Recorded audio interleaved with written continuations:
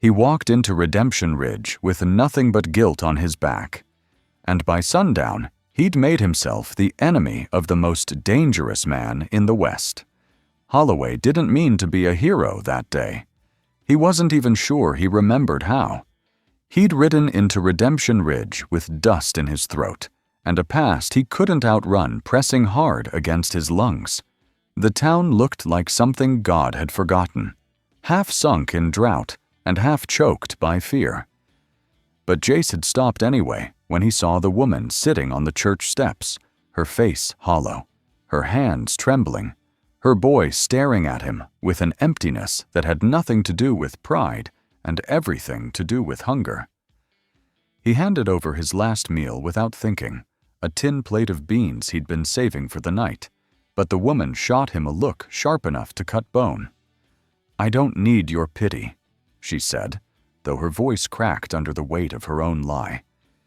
Jace kept his hat in his hands, his voice steady. "You need the food. Pride can wait. Hunger can't." She stared at him, the stubbornness in her eyes fighting a battle her body was too weak to win. The boy hovered behind her, thin as a fence rail, eyes locked on the plate like it was the last star in the sky. When Jace asked his name, the woman hesitated like speaking it might cost her something. "Ben," she whispered, and Jace crouched down slow, ignoring the ache in his bones. "You want this, Ben?" The boy tried to act brave, but the need in his eyes betrayed him. His mother finally let out a breath that sounded like surrender and grief braided together and whispered, "Take it, before I change my mind."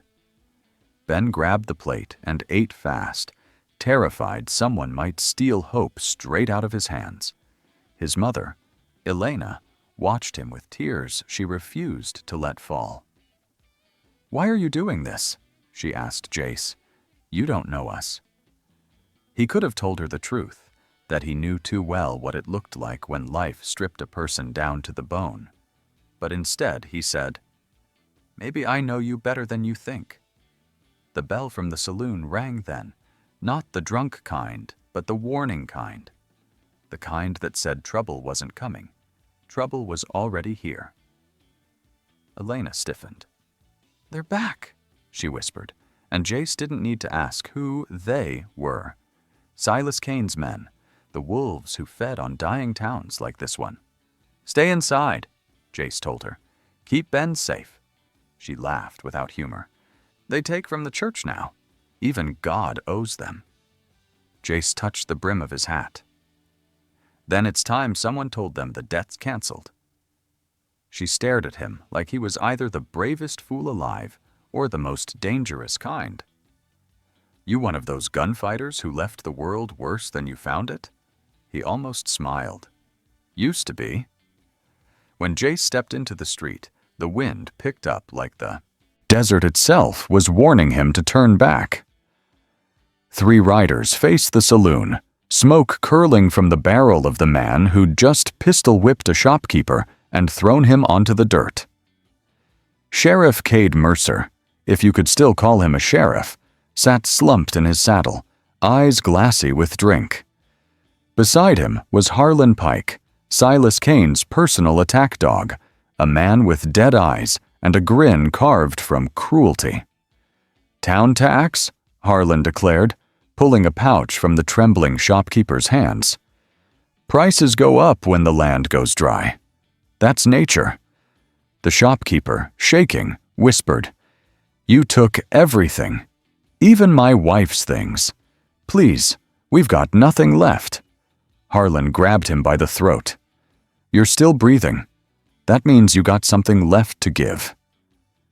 Sheriff Mercer looked away, shame swallowing him whole. That's when Jace stepped forward. "Let him go." The words cut through the street like a knife.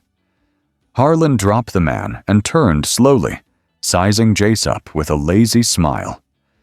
"Well, this town got itself a new voice." Mercer muttered, "Holloway, don't—" But it was too late. "You're bleeding folks dry," Jace said. "They've got nothing left." Harlan's eyes narrowed. "Sheriff, you know this fella?" Mercer swallowed. "Yeah, Jace Holloway. Used to ride for Kane before he found his conscience." A murmur spread through the crowd. Jace kept his eyes locked on Harlan. "I'm not here for Kane," he said. "I'm here for them." His head tilted toward the church, toward Elena and Ben hiding in the doorway. "And you're done tormenting this town." Silence dropped over the street like a thick blanket. A dog whined somewhere behind a porch. Harlan rested his hand on his gun. "You think you can win, Holloway?" "No," Jace answered, "but I can make you lose something." For a moment, the world held its breath. Then Harlan smirked. "Not today," he said. "Kane will want to break you himself." He turned to the townsfolk. "Tax stands. Next time we come, it doubles. Don't like it? Leave or be buried right where you lie." The riders thundered off, leaving dust and fear swirling together. Sheriff Mercer approached Jace, voice trembling. "You just killed every soul in this town." Jace looked past him to the church door where Elena stood, clutching Ben close. "No," he said softly. "I just gave them something to stand behind." Mercer shook his head. "You can't save Redemption Ridge. Kane owns the land, the water, the law." Jace watched the horizon darken with the setting sun. Then it's time someone reminded him there are things a man ain't meant to own. And as he walked back toward the church, he knew one thing for certain. Redemption Ridge wasn't ready for the storm he'd brought with him. But neither was Silas Kane. Night fell hard on Redemption Ridge, the kind of night that swallowed sound and left only the creak of dry boards and the whispers of people too scared to sleep. Jace Holloway sat on the steps of the abandoned schoolhouse, sharpening his knife by moonlight. Every scrape echoed in the cold air. He wasn't sharpening because he needed the blade. He was sharpening because it kept his mind from drifting into the darker rooms of memory. Elena stepped out of the shadows with her shawl tight around her shoulders. "You planning on starting a war, or are you just trying to look dangerous?" she asked. Jace didn't stop the slow stroke of steel. "War's already here," he said. "I'm just making sure it doesn't roll over you and Ben." Elena looked toward the dim church where her son slept on a pew, curled up under a threadbare blanket. "You shouldn't tie yourself to us," she whispered. "People who get close to trouble usually get crushed under it." Jace paused, staring at the moon's reflection on the blade. "I've been crushed before," he said, still breathing. She studied him, arms wrapped tight around herself. "Ben thinks you're some kind of hero." He shook his head, jaw tightening. "Then you better tell him the truth. I did things with Kane I ain't proud of. Things I can't undo." She stepped closer, her voice softer. "Then why come here? Why help us?" Jace looked up at her, his eyes hollow but steady. "Because if I walk by one more dying town and pretend it ain't my fault, I'll stop being human altogether." Before Elena could answer, footsteps approached from the street. Sheriff Mercer appeared, hat low, shoulders slumped, a bottle peeking from his coat. "Got something to show you," he muttered to Jace. "It ain't good." They walked together in silence down the main road until Mercer stopped beside the body of a horse lying at the edge of town. Jace crouched, running a hand over the stiff hide. "Bullet wound, back of the skull." Mercer rubbed his temples. "Message from Kane. He wants you to know he's coming." Jace stood. "Good. Saves me the trouble of going to him." Mercer's voice cracked. "You don't get it, Holloway. Kane ain't like other men.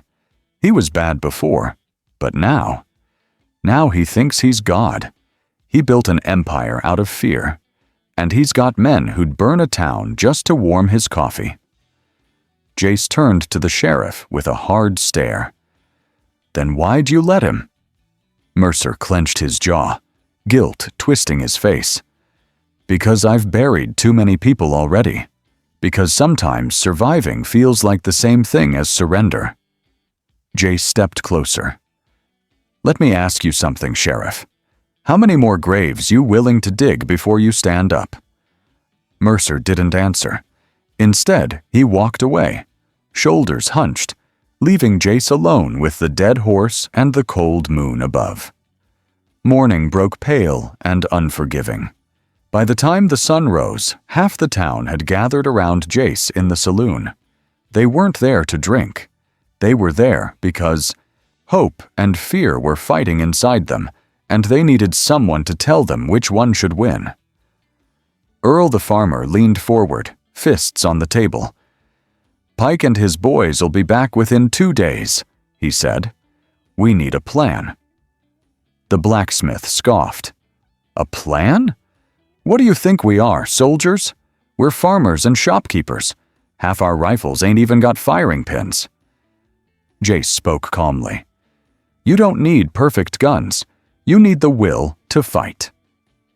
A murmur rippled through the room. The schoolteacher, Miss Tilda, pushed her glasses up her nose.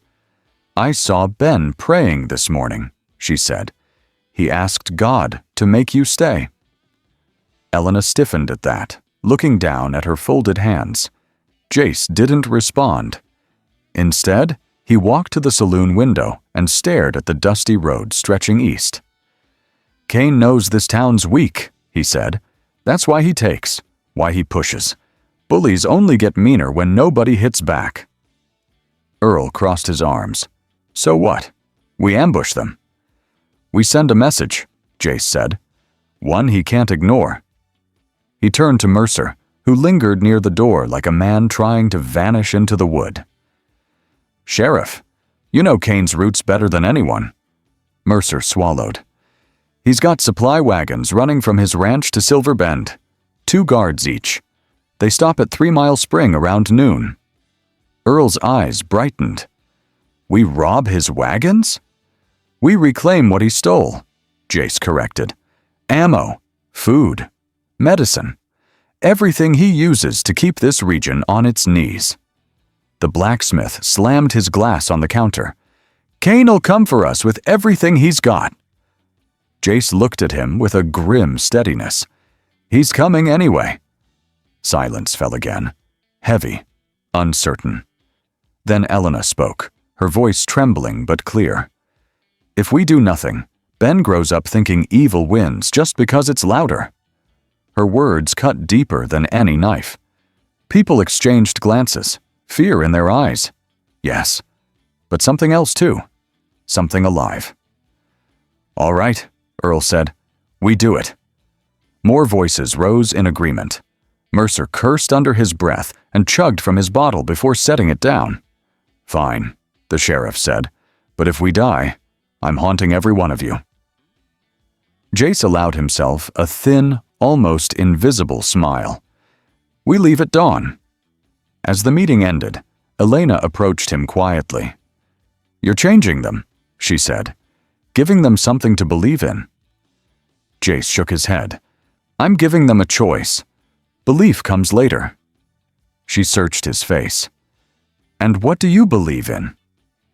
He paused, eyes drifting to Ben playing outside the saloon doors with a stick he pretended was a pistol. "That kids like him deserve to grow up without monsters deciding their fate." Elena exhaled, a slow, aching sound. "Kane isn't just any monster." "I know," Jace said. "I helped build him." Her breath caught in her throat. "Then how do you expect to kill him?" Jace stared into the rising light of morning, a shadow crossing his face. One piece at a time. And far off on the horizon, as if summoned by the promise of rebellion, a thin dust cloud appeared. Riders approaching from the east. Kane's men weren't waiting. They were already coming. The riders approaching from the east moved like a storm rolling over the desert. silent at first, then growing louder, heavier, certain. Jace Holloway stood in the middle of the street, coat blowing behind him, hand resting near the butt of his revolver, but not gripping it yet. Redemption Ridge wasn't a town built for grand stands. Its buildings leaned like tired men, its windows stared like hollow eyes, and its people watched from cracks in doors, waiting to see whether hope or death would arrive first. Elena rushed out of the church, breath sharp. "Jace, they're early." He nodded once. "Cain doesn't play by rules. He never did." The sound of hooves beat against the morning light, raising dust that turned the sky into a dirty haze. 6 riders, not 3. Heavy rifles on their backs, mean eyes already searching for trouble. Sheriff Mercer jogged up behind Jace, panting, gun belt slapping against his hip. "We ain't ready for this," he hissed. "We ain't ready for anything." "Then today's a fine day to learn," Jace muttered. The lead rider pulled his horse to a stop in front of him, sneering down with crooked teeth. "Which one of you is Holloway?" Jace didn't bother answering. The man spat into the dirt. "Cain heard you been whisperin' rebellion. Says that's mighty cute. Says you got one chance to saddle up and ride out. Leave the folks to their business." "Their business," Jace repeated, "is surviving. You boys seem to have a problem with that." The man chuckled. "All right then. He says if you don't leave by sundown, he'll burn this place clean." "Then he better bring more men," Jace said. The rider's smile died. "You think this is a joke?" "I think," Jace said slowly, "that you're standing awful far from your gun for a man talking that big." That crackled the tension like lightning on dry brush. The rider's hand twitched toward his pistol. Too slow. Jace's revolver cleared leather with a smooth whisper, not a sound wasted. One shot. Clean. The bullet hit the man's shoulder, spinning him from his saddle. Gasps rose from the townsfolk peering through window slits. The other 5 men instinctively reached for their guns, but stopped when they noticed Jace wasn't aiming at them. "Ride back," he said, voice low as a rattlesnake's warning. "Tell Cain I'm not leaving. Tell him this town ain't leaving either." One of the riders growled, "You're dead, Holloway." "Get in line," Jace replied. They grabbed their wounded man and retreated, kicking up dust as they rode off. Jace holstered his gun. Mercer grabbed his arm. "You damn fool! He'll send 36 men next time." "He would have anyway," Jace said. "Now he knows we're done lying down." Elena approached, trembling with something caught between fear and admiration. "You didn't kill him," she said quietly. "Could've." "Cain sends dogs," Jace replied. "Dogs ain't the problem. The man holding the leash is." By noon, the entire town buzzed like a kicked anthill. Some were terrified. Some were furious. Some, for the first time in years, felt alive. Earl the farmer gathered supplies, stuffing what little he had into a pack. "We move at dusk to 3 Mile Spring," he said. "Hit the wagons." Miss Tilda sharpened a kitchen knife with the determination of someone grading a stack of papers. The blacksmith repaired rusty rifle parts like he was sculpting weapons from fear itself. Even old Mrs. Winslow, who hadn't left her porch in months, handed out jars of molasses like it was wartime gold. Mercer kept drinking. By late afternoon, Jace found him sitting behind the jailhouse, staring at the badge he no longer wore. "That thing used to mean something," Jace said. Mercer didn't look up. "Yeah, used to." "You coming with us tonight?" Jace asked. "Or are you planning to hide in here until Cain burns the place?" Mercer rubbed his eyes. "I ain't scared of dying, Holloway. I'm scared of failing again." "Then don't fail," Jace said simply. That night, under a sky cracked with stars, 8 townsfolk saddled their thin horses. They didn't look like fighters. They looked like farmers pretending to be warriors. But their eyes, those were different. Their eyes were lit with something Cain had tried hard to kill. Resolve. "Remember," Jace said as they rode out, "we're not here to kill unless we have no choice. We want the supplies, not corpses." Earl grunted. "Supplies I can live with. Corpses, depends on who they belong to." 3 Mile Spring sat in a dusty ravine surrounded by jagged rocks, the perfect spot for an ambush. Jace crouched behind a boulder, scanning the moonlit trail. "Wagons should be here any minute," he whispered. "Positions." The townsfolk scrambled, some graceful, some clumsy, all terrified. Mercer knelt beside Jace, clutching his rifle awkwardly. "Been a long time since I used one of these," he muttered. "It'll remember you," Jace said. "Guns always do." They waited and waited. Until finally, the soft crunch of wagon wheels approached. 2 wagons, 4 guards, lanterns swaying. Jace raised his hand. Wait, now." Earl cut across the trail on horseback, shouting. The wagons halted in confusion. The blacksmith fired a warning shot into the air. The guards scrambled, exactly what they'd hoped for. Jace leapt from behind the boulder, gun drawn. "Drop your weapons," he barked. "Nobody needs to die tonight." But one of the guards panicked. He fired wildly, the bullet whizzing past Jace's ear.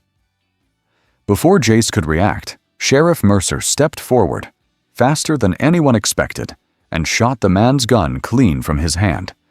"Next one fires," Mercer bellowed. "Loses more than his dignity." The guards froze. Their hands rose. The wagons were theirs. The victory tasted like blood and smoke and adrenaline. They loaded the supplies onto their horses. Ammo, canned beans, bandages, blankets. Enough to keep the town alive for months. Enough to make Cain furious. On the ride back, spirits were high for the first time in years. People laughed, joked. Earl slapped Mercer on the back so hard the sheriff nearly fell off his horse. "Hell of a shot, Cade," he boomed. Mercer blushed under his beard. "Got lucky." Jace allowed himself a small smile until he spotted something moving in the dark distance. A flickering glow. A growing orange light. Fire. Smoke rising over the ridge. Redemption Ridge. "No," Elena whispered behind him. "Ben. Oh God. Ben." Jace's heart dropped into a pit of cold dread. Cain had moved faster than any of them realized. He hadn't waited for dawn. He hadn't waited for Jace's answer. He'd gone directly for the one place Jace had promised to protect. "Ride!" Jace roared. They galloped hard across the desert, horses screaming against the strain, dust choking the air. As they crested the final hill, the sight below tore Jace's breath from his lungs. Flames crawled up the side of the church. Smoke hissed from shattered windows. Elena screamed Ben's name and flew down the hill, stumbling, falling, rising again. Jace was right behind her, heart pounding like a war drum. The town was chaos. Doors torn open, homes ransacked, people crying, others hiding, the smell of kerosene thick as poison. And stamped into the dirt in front of the burning church was a single message, carved deep with a knife. "Come and get him." Ben was gone. The flames around the church spat sparks into the night like angry spirits as Jace Holloway pushed through the smoke, coughing hard, eyes watering. The heat tore at his skin, clawed at his throat, but he barreled forward anyway.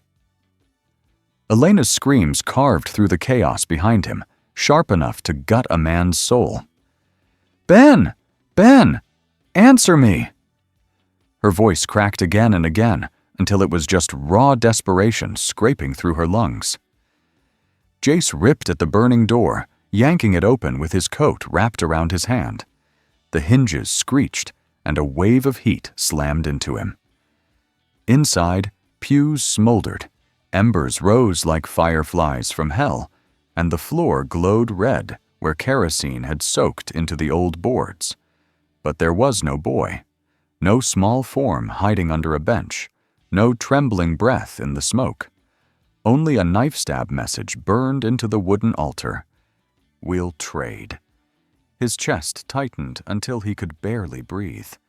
Behind him, Elena dropped to her knees, coughing, clawing at the dirt. "He's not here! He's not here!" Her eyes were wild, unfocused. Jace grabbed her shoulders. "Elena, Ben's alive." "How do you know?" she choked out. He pointed at the scorching words. "Because that's not a warning. That's leverage. Kane wants something he thinks I value." "Then go to him!" she screamed, tears cutting clean paths through the soot on her face. "Go get my son."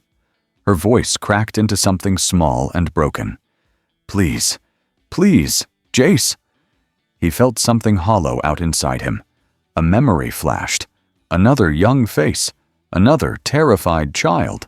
An Apache girl whose tribe spared Jace's life once because he'd spared hers. He had failed her too, in different ways, because he'd let Kane lead him into darkness afterward. Not this time. Jace stood and scanned the town. Pike had been here. His men always left chaos like a signature.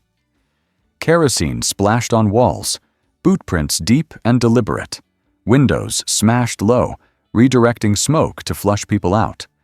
A few townsfolk lay bruised in the dirt, not dead, but beaten enough to remind the living how powerless they were. Mercer staggered over, panting, rifle still in hand. "They took him! God help us! They took the boy!" Elena shot him a murderous glare. "Where were you?"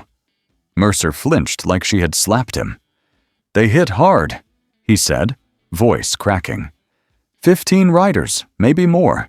They knew we'd thinned our numbers riding with Holloway. I tried to— "Trying doesn't save children," she snapped. Jace stepped between them. "Arguing wastes time. Kane's headed back to his ranch, with Ben." Earl rode up fast, dust flying from his skidding horse. "Tracks lead toward Widow's Pass," he reported. "They're moving quick." "Then so are we," Jace said. "Gather whoever's able." "That ain't wise," Mercer warned. "Kane's ranch. Holloway. It's a fortress. He's got snipers in the rocks, guard towers on the ridges. I don't care if he's got God and every angel with a loaded rifle," Jace growled. "He took a child." Elena grabbed his sleeve, voice trembling with more than fear. "Jace, don't promise what you can't win." He met her eyes, steady as stone. "I'm not promising a win. I'm promising I won't stop until he's safe." She blinked hard, tears gathering again. This time she nodded. "Bring him home." Within minutes, half the town was mounted, shaking, terrified, but mounted. Jace swung into his saddle, but before he could give the word, Mercer moved his horse in front of the crowd. "Listen," the sheriff barked. "Kane's expecting you. He'll be ready." Earl spat. "You saying we shouldn't go?" "I'm saying," Mercer continued, pointing at Jace, "we follow him, but we don't rush headlong into a slaughter." He looked at Jace, eyes clearer than they'd been in years. "You know Kane better than any of us. What would he do?" Jace exhaled sharply. "He'll bait us in. Make a show of the, boy. Use him to drag me out alone. Then he'll gut me slow." Elena made a small sound of pain. Mercer leaned forward. "Then we don't let him dictate the rules. We hit from the sides. Flank the ridges. Cut the guards before they know we're there." Jace stared at the sheriff for a long moment. "You ready to be the law again, Mercer?" Mercer swallowed hard. "Only if you stop hogging all the heroics." Jace cracked a thin, grim smile. "Wasn't planning on dying alone anyway." They rode. hard. The desert night whipped past them, shadows sprinting across the canyon walls. Widow's Pass rose like a broken jaw, jagged cliffs on both sides, moonlight barely cutting the darkness. Jace scanned the path for signs. Broken brush, fresh hoofprints, a scrap of blue cloth snagged on a thorn bush. Ben's shirt. Elena gasped when she saw it in Jace's hand. "He fought," she whispered, trembling. "My boy fought." "He's brave," Jace said. "Gets it from his mother." A gunshot snapped the air. Everyone ducked instinctively. Then a voice echoed from the cliffs, amplified by the canyon. Harlan Pike. "Holloway, drop your guns and walk forward if you want the boy to keep all 10 fingers." Elena clapped a hand over her mouth. Jace looked up at the ridge, voice steady. "Show him." A lantern flared to life high above. Ben was tied to a post, gagged, terrified, but alive.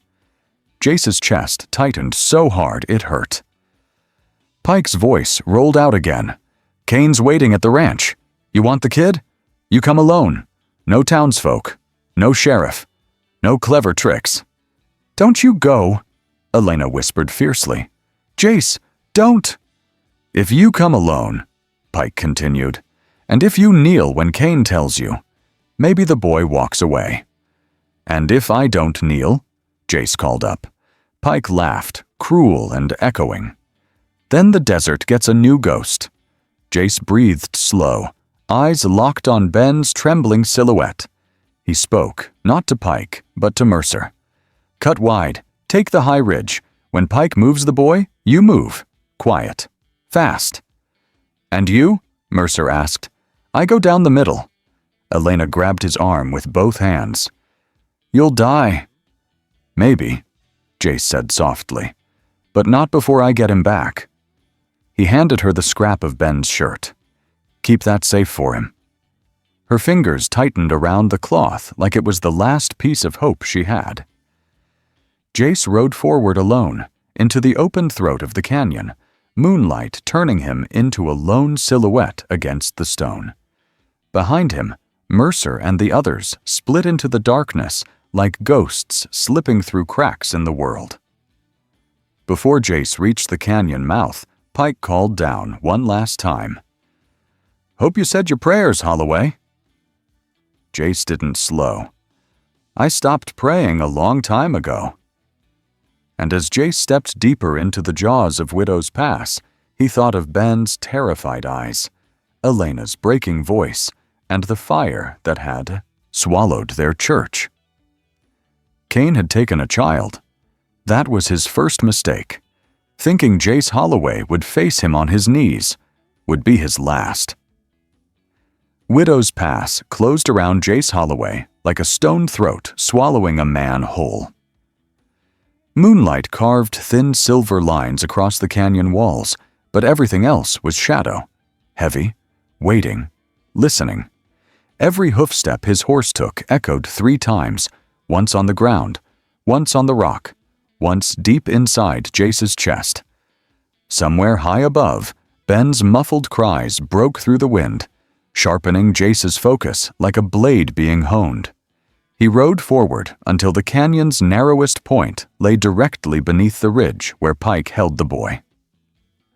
Pike's silhouette leaned over the edge, rifle in hand, smug in the way only a man protected by height and darkness could be. "That's far enough," Pike barked, voice bouncing off the cliffs. Jace slowed his horse but didn't raise his hands. "Let him go, Pike."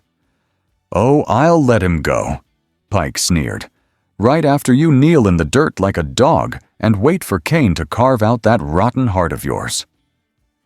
Jace swung down from his horse, eyes never leaving the ridge. "You think Kane scares me?" Pike spat. "You ought to be scared. Man's burned down towns for sport. He's got a way of breaking folks that—" A distant scream cut him off. Ben, high-pitched, terrified. Pike chuckled. "Hear that? Boys learning the West is a cruel place." Rage flared in Jace's stomach, hot enough to blister. "You lay another hand on him," he called, "and I'll put you in the ground so deep your bones won't see sunlight again." Pike laughed like he expected that answer. "You don't get it, Holloway. This ain't about the boy. This is about you. Cain wants you back where you belong, on your knees. You were his best man, his proudest creation. How'd you fall this low?" Jace clenched his jaw. "By standing up." Pike leaned closer to the edge. "And you think Redemption Ridge will stand with you? That little swarm of dirt farmers and schoolmarms?" Jace didn't blink. "They're better people than we'll ever be." Pike's voice sharpened. "Not after tonight they won't be." That was the signal. Jace felt it before Pike even moved. A sudden shuffle of boots above. A grunt. A scuffle muffled by wind. Then a choked gasp. Pike spun around too late. Mercer came out of the shadows like a ghost with Old Fury in his hands. The sheriff swung his rifle stock hard, cracking it against the back of Pike's skull. Pike staggered, cursed, and fired blindly. The shot echoed like thunder. Ben screamed. Elena screamed somewhere behind Jace. Muffled under her breath, she was biting down to keep from giving away the ambush. Pike swung his rifle to aim at Ben, but Mercer lunged and grappled him, knocking the weapon away. "Go!" Jace shouted. "Cut the boy loose." From the ridge, Earl crawled in, low and fast, ducking under Pike's wild kicks. The big farmer sliced through the ropes. Ben fell forward into Earl's arms, sobbing, shaking. "Got you, kid," Earl whispered. "Mama's waitin'." Pike roared like a wounded bull and elbowed Mercer hard, sending him rolling toward the cliff's edge. Jace's heart lurched. "Mercer!" he shouted. The sheriff scrambled, fingers clawing for a grip on the loose shale as it crumbled under him. Jace drew his gun, fired twice, aiming not at Pike, but at the rock beneath his boots. The bullets shattered the foothold. Pike's eyes widened as the ground collapsed. He fell screaming off the ridge, arms flailing. He hit the canyon floor with a brutal thud that echoed for several seconds. Silence followed. Thick. Heavy. Elena rushed toward the ridge's base, arms out, crying. "Ben! Ben!"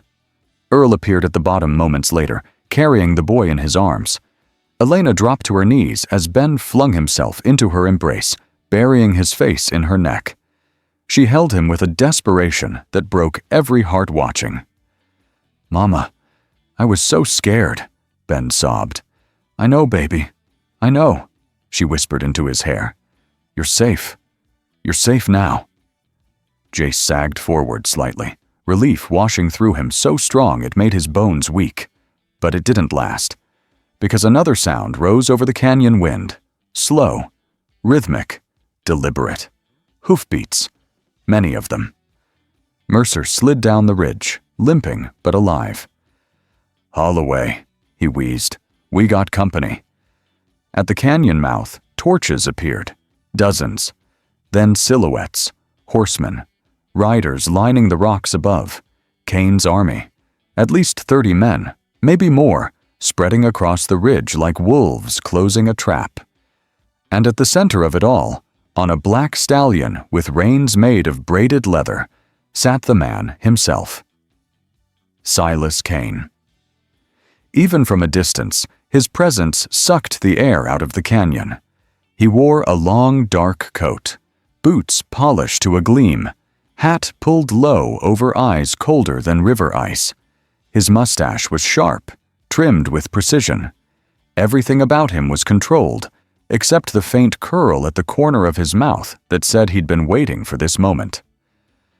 "Holloway," Cain called, voice booming through the canyon like a judge delivering a sentence.